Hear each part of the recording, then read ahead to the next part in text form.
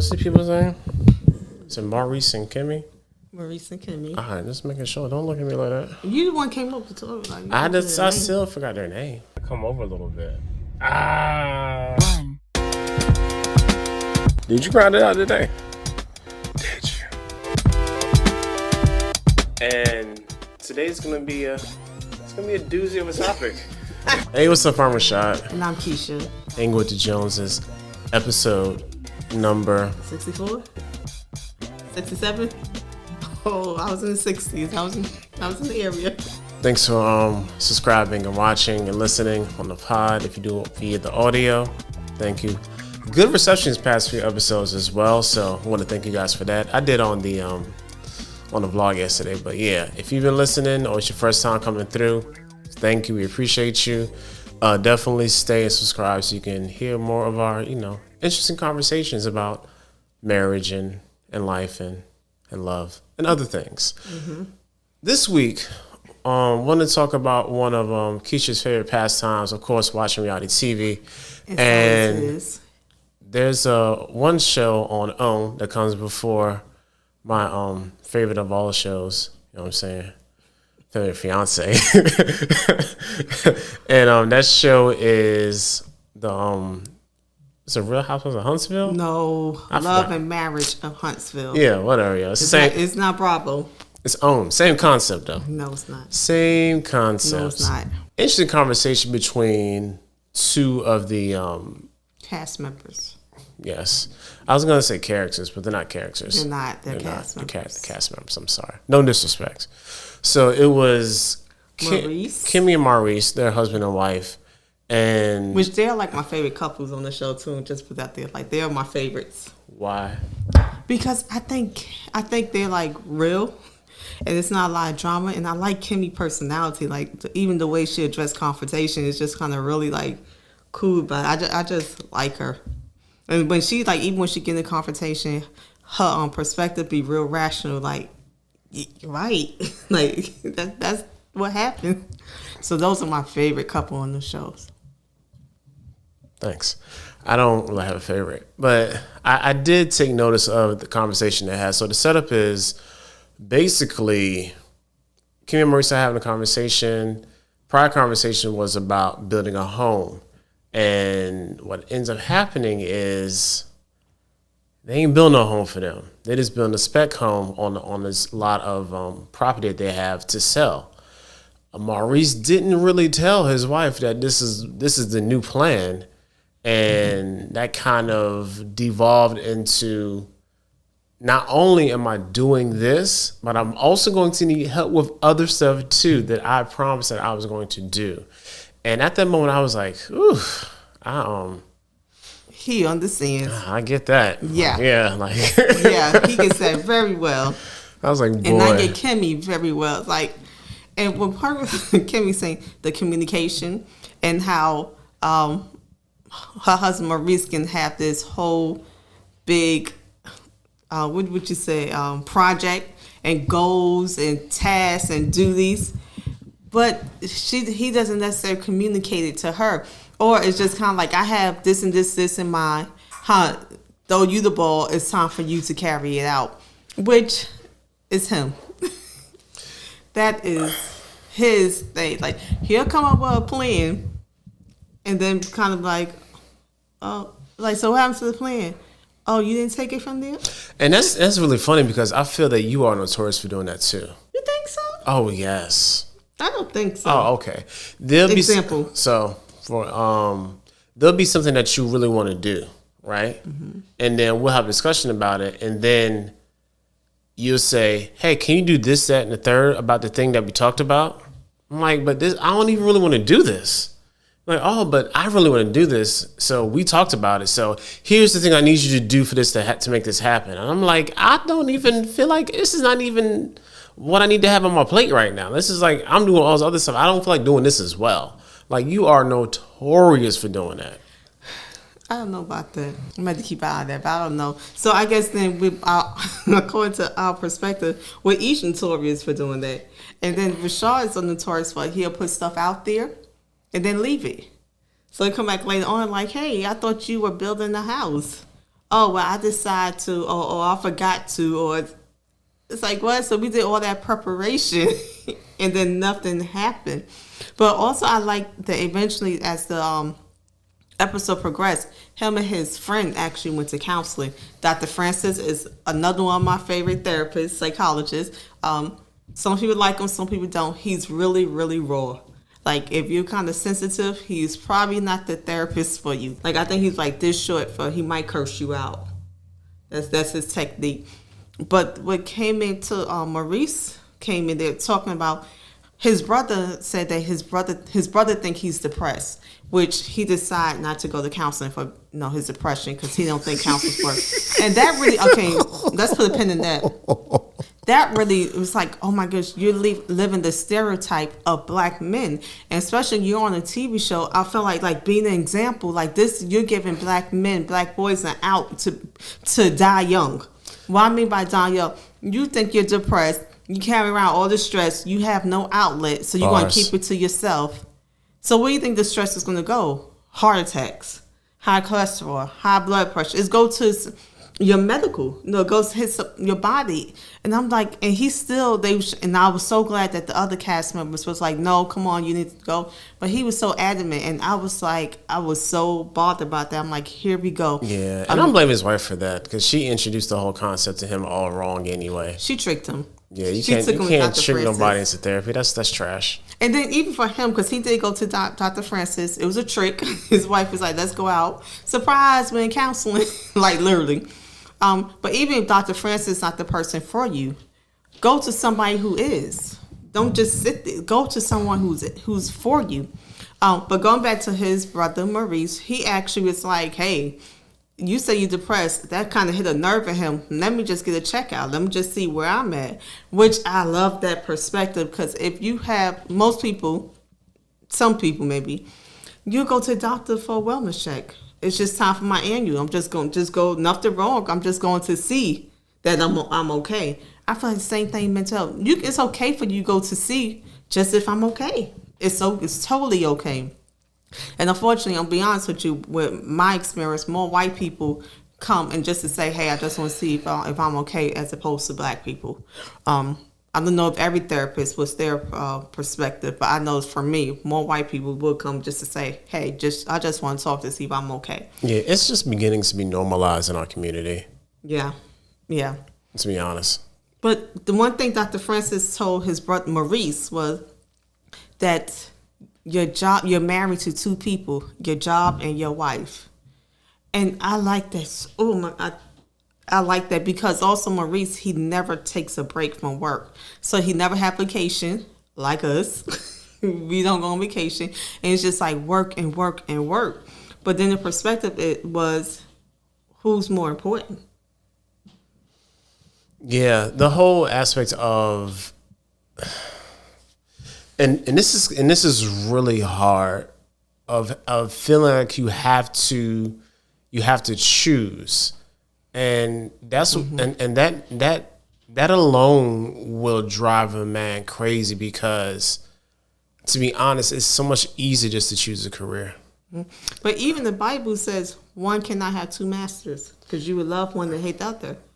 And even with him, not that he was treating his wife badly, but subconsciously he was. The communication, he put the job before him, because it's something. If you never have vacation, that means all your time is going to your career. So that means probably less time with the wife.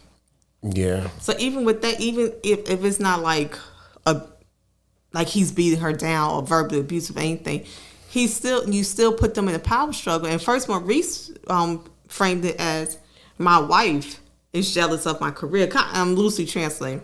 And Dr. Francis came and said, no. I say competing. Yeah, my wife is competing. Competition with my career. And Dr. Francis came back and was like, no. You put them both in that situation. What are your thoughts? I like that. Yeah, it goes back to how I feel about just how men should position themselves in a relationship anyway. A lot of things rise and fall on them. Either they understand that concept and take advantage of it, or they don't understand that concept and just run rampant and recklessly through a relationship. So, like, for me, like, it took me a while to really understand and fully grasp just how much of an impact I have on my household on a daily basis. Because like I'm really discredited the amount of influence I have. Like at first, like early on, I was like, y'all don't really be paying me no mind, don't be really caring about what I do, because that's just how I've always thought. But in reality, it's the exact opposite. So if I'm putting a lot of effort into one thing, then something else is going to lack. And then that lack is then going to be recognized and then acknowledged. And if I don't acknowledge it in some sort of way that's kind of acquiescing to like, yeah, that has been the case, then I then get in a position of defense, and then we're butting heads, and that never really ends well. Then the communications broke down, and everything is just broke down. But even would you say that you're being, and I would say you head of the household, saying you have a lot of things on your shoulder, but I feel like sometimes that's even with the, not Captain cast members or Maurice, feeling like I have to carry everything. But that's kind of discredit your spouse, because you're not in this alone. You're not in this alone, especially that's so biblical. The person supposed to be your helpmate. Let them help. But if you're carrying things on your own, but then kind of expect the person to kind of pick up somehow or not to feel away, you can't get both. Because eventually what you're carrying is going to be too heavy for you to bear. Yeah, it's almost, I mean, to be honest, it's a lot like where we are right now. And it's managing what we have and what we have to do.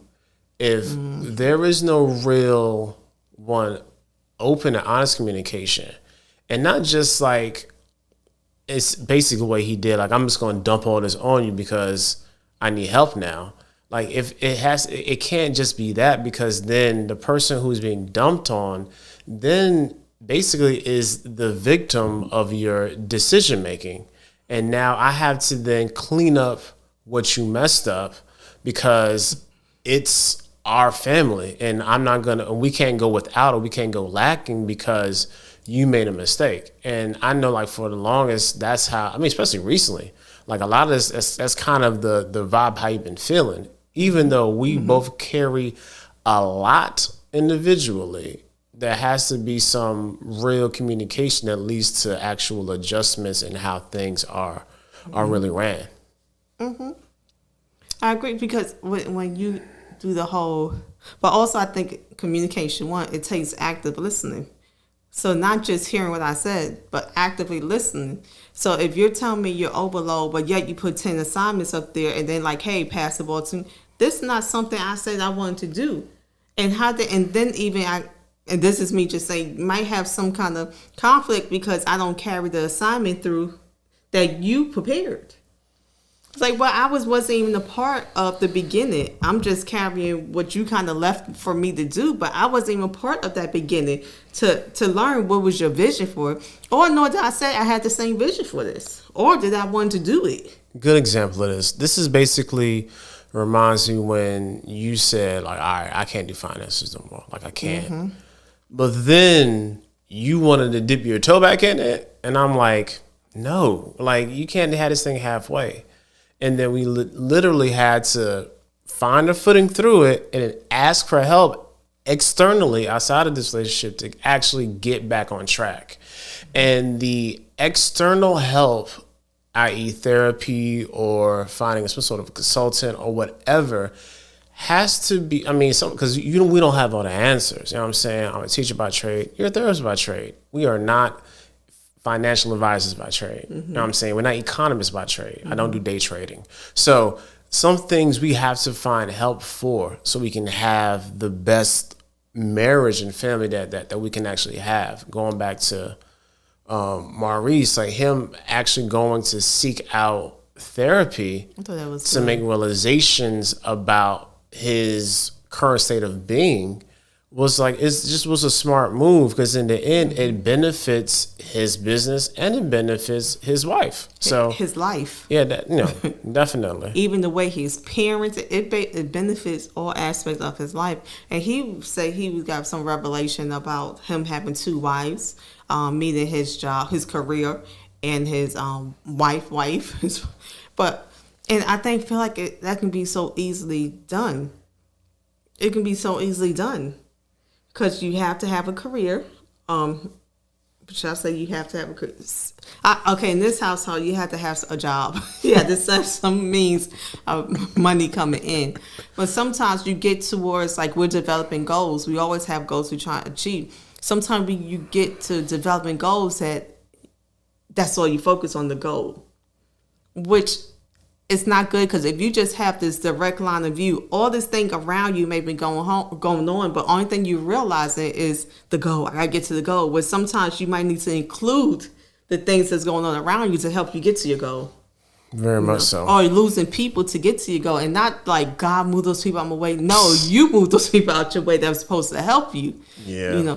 Or in relationships. So even with the finances, before I was like, no, I can't do it, and then when he did it, it was a way I didn't understand or why. It was like we was bumping heads. Like, I was like, fine, go do it. But then I'm like, no, this is something that I'm noticing that is a burden. We both need to do it. So let me find someone to help us. Let us find someone to kind of put us on the right track. So certain things wouldn't be. And that's what we did. But yeah, we had to come to some kind of negotiation, because then even sometimes when I do try to help you, like, why are you trying to help now? It's like, oh, I can't win. First it's like, I want to help. Now it's like, why you want to help now? Like, which one is it? But I think now we came to renegotiating the contract. Yeah, we came to a mutual ground. Like, we came to new terms. Yeah, I'm gonna pay this. I'm gonna make sure I'm gonna pay. Like, I'm doing macro, you might do micro. It's really the reverse, but it's all good. You think you do macro? Yeah. I don't think so. It's all right. I don't think so. Yeah. Don't. I'm like, let's pay off stuff and get it off and let's move on.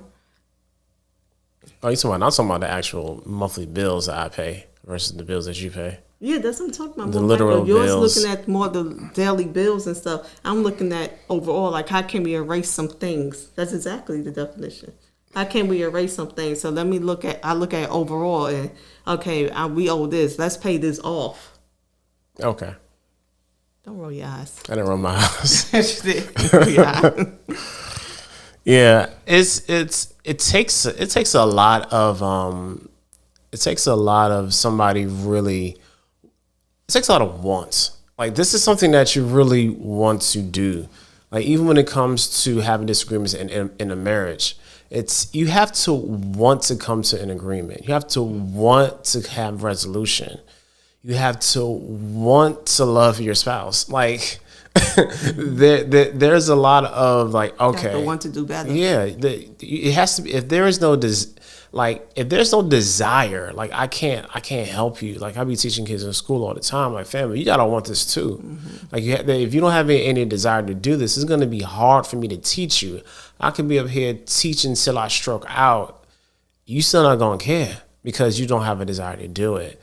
And when it comes to being in marriage, that's like the thing that, when being in marriage for a really, really long time, that could definitely come into play. Like, like you saw, like, even like with like Will and Jada, when she was like, it's hard like basic finding the desire to have sex, being married to somebody so long. Of course, everybody over sensationalized that because it's Jada. You know what I'm saying? Like, I'm pretty sure it's just was like, because, but I mean, you get banged out by like a 25-year-old last year. It doesn't really help the story too. So, but in a vacuum, the statement wasn't wrong. You know what I'm saying? Just the messenger kind of sucks at that time. I think they took it and ran. It definitely ran with it. They definitely ran with it. But it doesn't matter. The headline's a headline, and they knew the headline was going to be a headline because that's why they gave the headline out first. Yeah. But there still has to be some sort of desire to want to do better, to want to be the most the best version of yourself for yourself and as well for your family or your spouse. And I think it takes for the first step is to acknowledge there's a problem. Oh, definitely. If you don't acknowledge there's a problem, you keep going, and that is for like Marcel. Yeah. Oh. And for some reason, when Marcel said, Who? His brother said he has depression, that triggered something inside Maurice. It's like, maybe let me look, because this is something he's been working like this for years. So when he said that, it shook something in him where he said, I need to go to a therapist. I need to go to a counselor. Yeah. And it looked like he benefited greatly. He tried to get his brother to come. His brother was like, nah, I don't do stuff like that. Yeah. Which that was really sad. I'm like, dude, you even say up here, what you do up here, you being role models, and you showing black people, black male, that it's not okay to go to therapy. That you rather literally sit there and die than go to therapy. And I thought his brothers did great examples of, if your leg hurt, what would you do? You know, great examples of why you should go to therapy. But some people, it's not for them, and some people are going to have to wait until they broke down before they finally was like, okay, maybe I should do something. And then if Dr. Francis is not for you, don't be. Because Marcel and Letitia, their relationship to me is like the rockiest. And I hate the way he talks to Letitia. But to me, Maurice and Kimmie, it makes sense to me why he was like, okay, I want to benefit. I want to make sure my relationship is solid. I want to do things perfect. I mean, he already been married and divorced, so. Mm-hmm. Right. I mean, unless he really wants to have like 2 divorces, I mean, you should take those steps. But you can be like the other Marital and just like everything your fault. That's a whole nother story. But just the fact that he has some insight that, hey, maybe I need to see what's going on. Because all that can, as we heard, like Dr. Francis was really breaking down, and Maurice accepted. Marital came up with a whole different version of what he said. It's like, what? Yeah, because I remember when, what's her girl name? Melody. It's Melody? Mm-hmm. That was Melanie. I don't know. Melody, Melody. I know how to spell Melody. Don't don't do that. Yeah. But he turned the whole session in like, because when Melody did this, and it's like, she was working hard. She had a kid second. I was like, wow. No, I was like, no, he's talking about you. You had a whole 5-year relationship with somebody. Right. What? Right. Yeah, that was crazy. But yeah. How would you say? Some of I really enjoyed that. Maurice and Kimmie, I liked them being a viewer of their relationship. I'm so glad that him and Marital show a different version and say it's okay for black people to go to counseling, for black men to go to counseling and work out the issue. And I think that was just even great for him to want to go. Yeah, big up to them. Mm-hmm. I think that's a good stopping point.